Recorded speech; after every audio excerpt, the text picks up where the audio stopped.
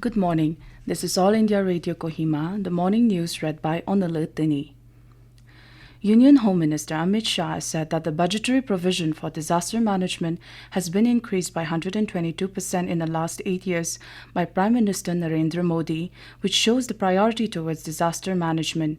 He was addressing the Parliamentary Consultative Committee meeting on disaster management at the Statue of Unity near Kevadia in Gujarat yesterday. He said that the present government, under the visionary leadership of Prime Minister Modi, has adopted a holistic approach to disaster management, making it relief-centric, early warning-centered, proactive, and based on early preparedness.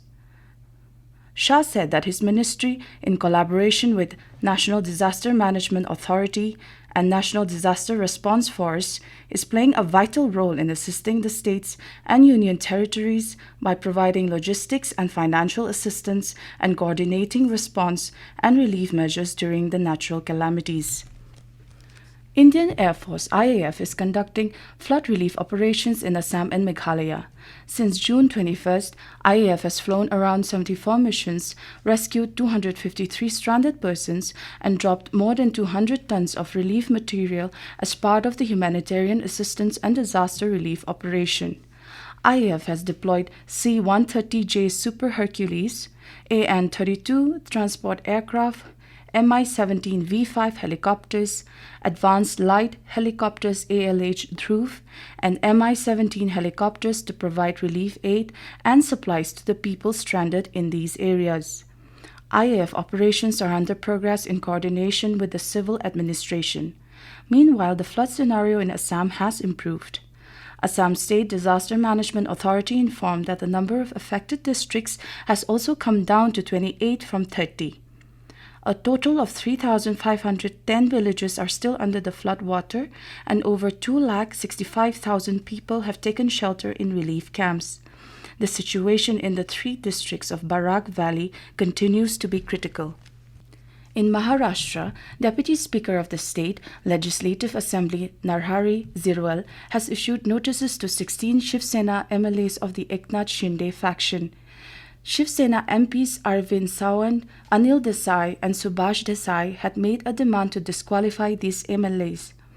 Taking cognizance of this demand, Zirval has asked these MLAs to reply to the notices in the next 48 hours, that is by 5:30 p.m. tomorrow. He said failing to reply to the notices will lead to the necessary action against the rebel MLAs. Earlier in the day, the rebel camp led by Eknath Shinde held another round of meeting in Guwahati, Assam. Sources in the Shinde camp said that they would not merge with anyone and are committed to carrying forward the Hindutva ideology of Balasaheb Thackeray. The source further said that the Shinde camp has a 2/3 majority and they are still in Shivsena.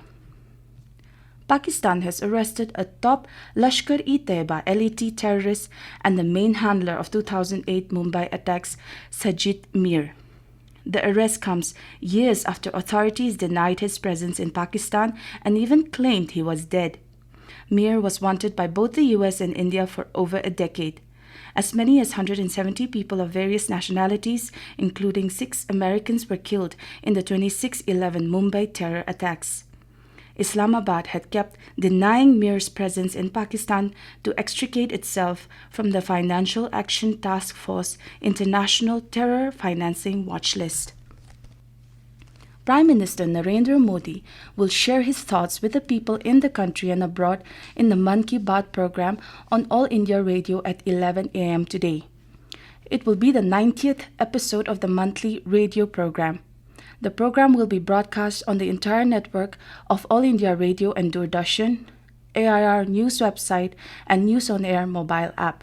It will also be live streamed on the YouTube channels of AIR News, DD News, PMO, and the Information and Broadcasting Ministry. After the Hindi broadcast, AIR will broadcast the program in regional languages immediately, which will also be repeated at 8 p.m.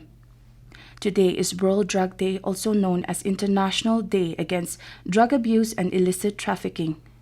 Nagaland will also observe the day with the main program being jointly organized by the Social Welfare Department, Nagaland Police, Kripa Foundation, Kohima Ao Baptist Church, Central Baptist Church Kohima, and Nagaland Users Network at Capital Convention Center Kohima at 3 p.m. That is all we have in this morning news bulletin. Have a pleasant day ahead.